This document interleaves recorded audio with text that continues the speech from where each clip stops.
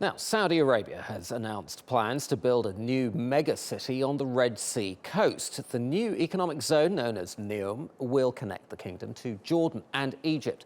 The $500 billion project was announced during a forum for investors hosted in Riyadh by the kingdom's sovereign wealth fund. It's part of Saudi Arabia's plan to reduce its reliance on oil. The government is also planning to sell less than 5% of its state-owned oil firm Aramco.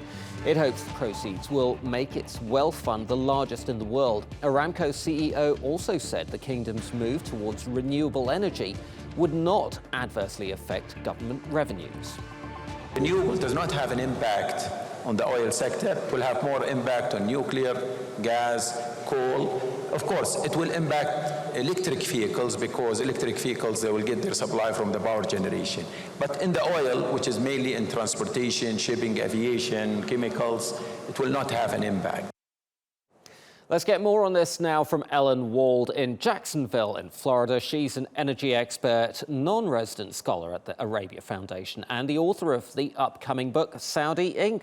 Welcome to Money Talks, as always, Ellen. Now, look, many countries have tried setting up special economic zones. Many of them have failed. Do you give Saudi Arabia more hope that what they're planning on the Red Sea is going to work?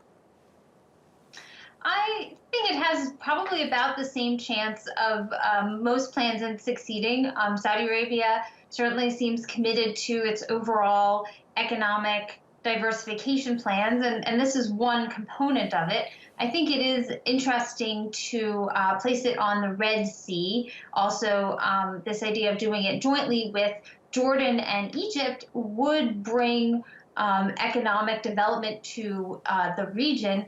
But I do think that there are definitely some questions about how that's going to work logistically, and also, what kind of foreign talent are they looking to attract? Silicon Valley, for example, in the United States, attracts a lot of foreign talent to the companies there.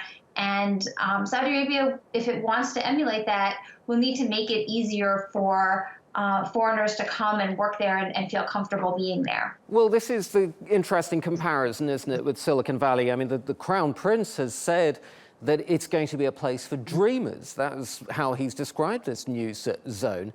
But isn't one of the prerequisites for a place like that, including places like Silicon Valley, the ability to organically grow and meet and develop a critical mass of its own, rather than being steered along government lines?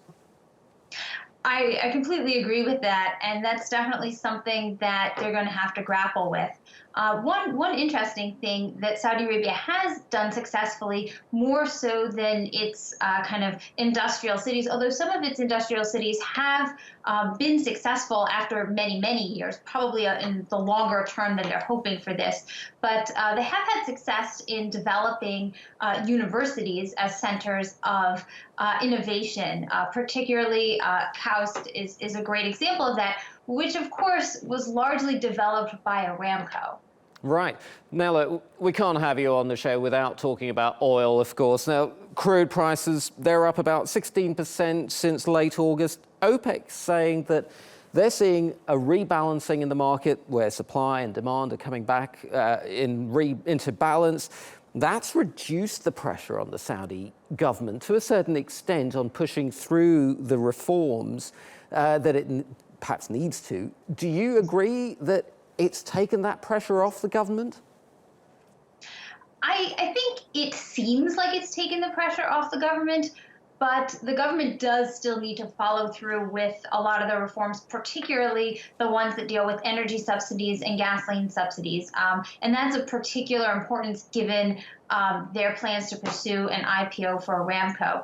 One of the problems they run into is that they're kind of hovering on the verge of a recession now, and so making cutbacks like that could make that worse. So I think they're at a point where they want to be delicate and maybe combine those cutbacks with other kinds of economic stimulus. Energy expert Ellen Wald in Jacksonville, Florida. Thank you so much.